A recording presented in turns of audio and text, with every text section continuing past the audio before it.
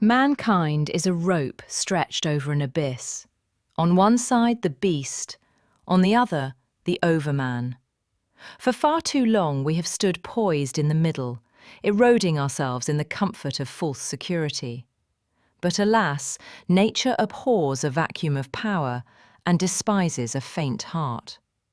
War is on the horizon, and it will serve as the fire that consumes the dross of stagnant humanity.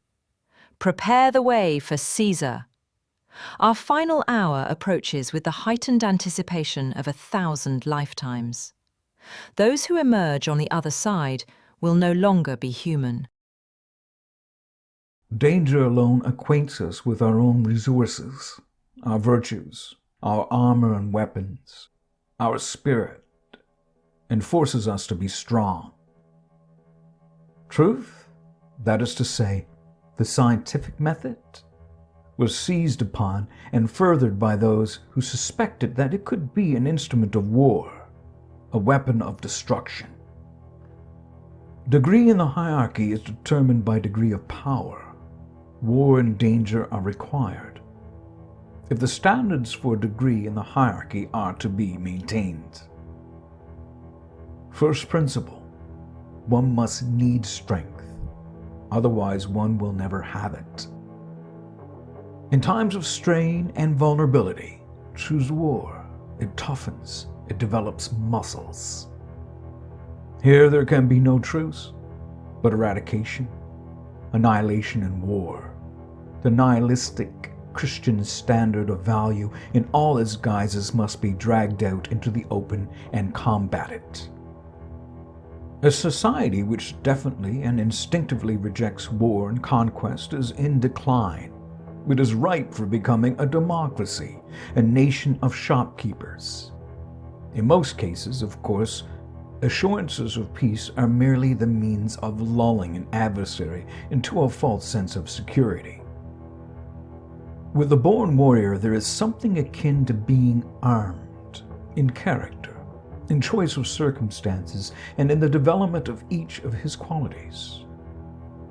For the first type of born warrior, it is the weapon, which is best developed, while for the second type, it is the shield.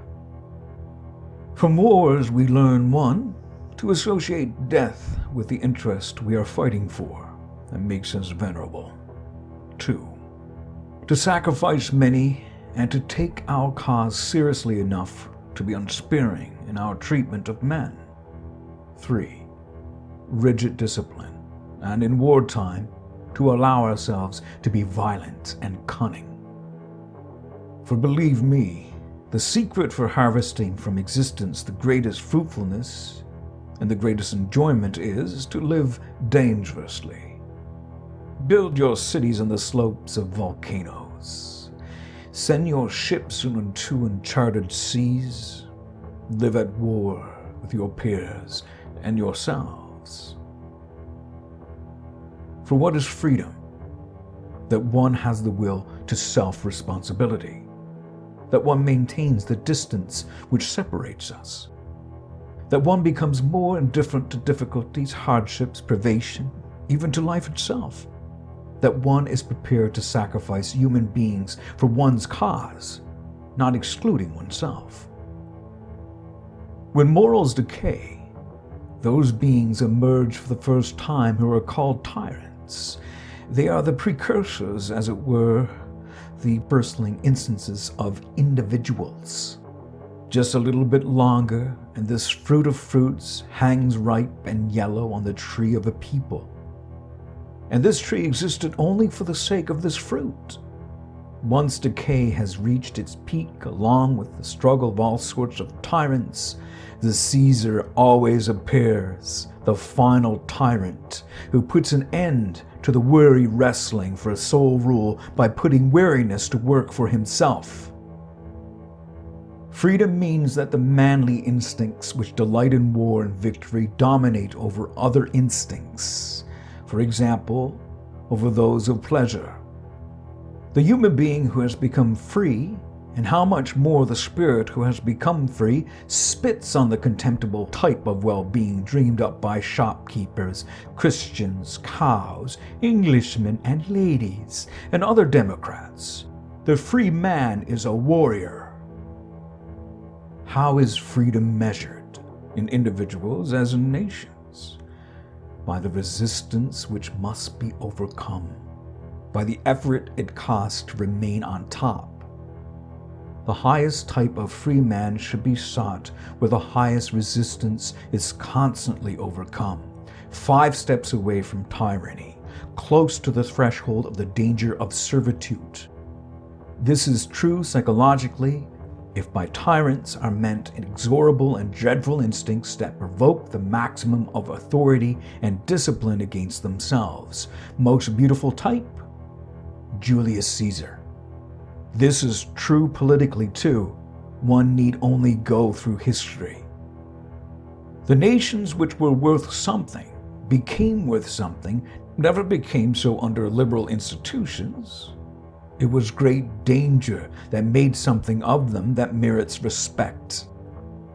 Danger alone acquaints us with our own resources, our virtues, our armor and weapons, our spirit. It forces us to be strong. It is mere illusion, a pretty sentiment to expect much from mankind if it forgets how to make war. And yet no means are known which call so much into action as a great war.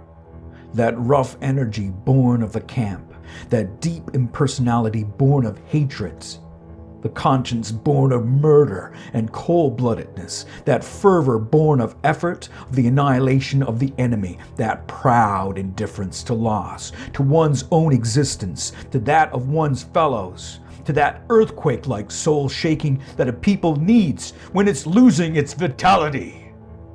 We appreciate your participation in this Nietzschean simulation. Regardless of the reality you find yourself in, may you come to love your fate.